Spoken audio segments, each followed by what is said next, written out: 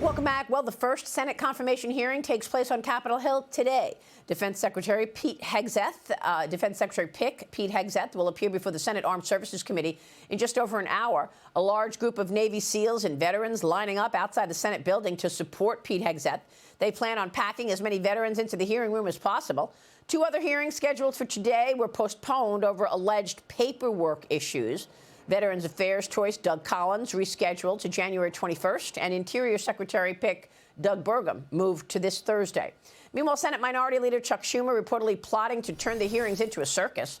Axios writes this: Hegseth's hearing is the party's first shot to carry out the demands handed down by Schumer.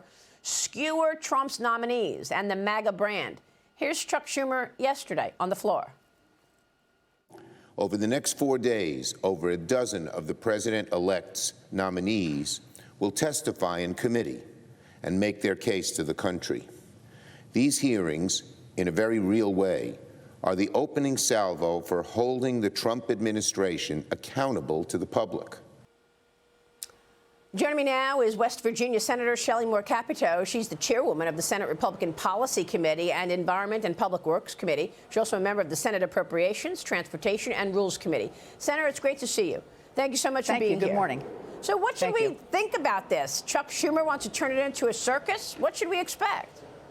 Well, you know what? I think we and the nominees, the Republicans and President Trump welcome the hearings that we're going to be seeing this week, because it does give the nominees the chance to talk about how improving the Department of Defense, improving the EPA, improving the Department of Transportation and other cabinet positions are actually going to work for the American people, how we're going to have a stronger country, how we're going to have a country that doesn't burdened by regulations where you can't even build and you can't move forward. So while he sees this as a threat, I see it as an opportunity for the people to actually see that President Trump has appointed people that are reflective of what the vote that the American people overwhelmingly made in November. Yes, of course. And the Wall Street Journal does a nice job today of going through the Senate and where they see each nominee. I know you'll be leading the EPA nominee Lee Zeldin's hearing on Thursday. You'll also be part of Sean Duffy's confirmation hearing tomorrow. What are your expectations, and what specifically are you thinking about asking some of these folks in terms of, you know, getting some reveal about how they will behave?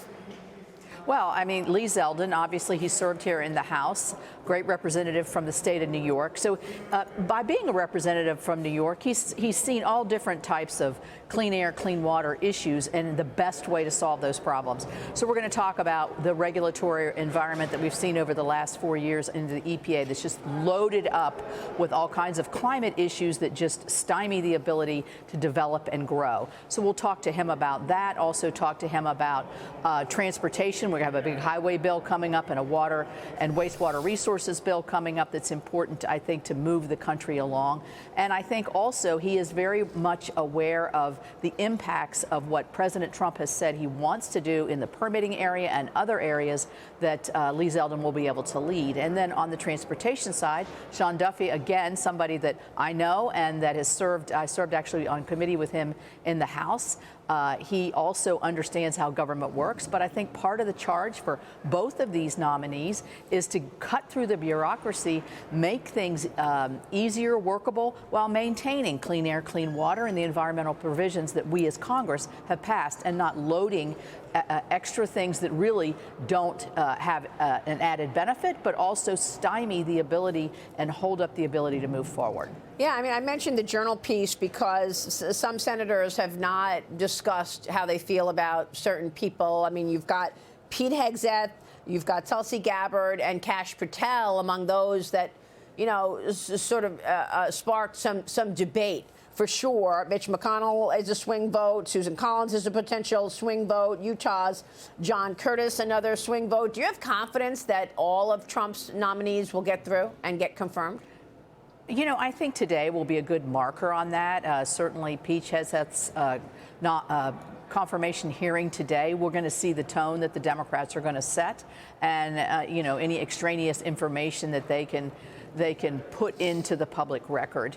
I expect him to be very strong. I expect him to be very affirmative in his responses. He's been around, certainly, to meet individually with many senators. You know, I don't think this is anything unusual as you see the turnover of an administration where you have certain nominees that sort of catch fire and then others that draw fire.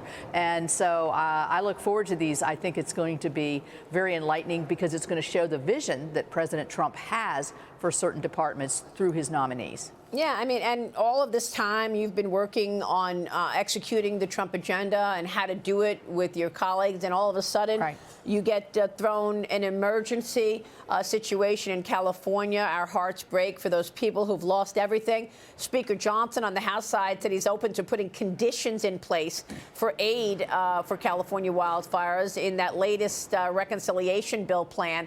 He also says there's been talk about tying the debt limit increase to the disaster aid. How do you want this worked out?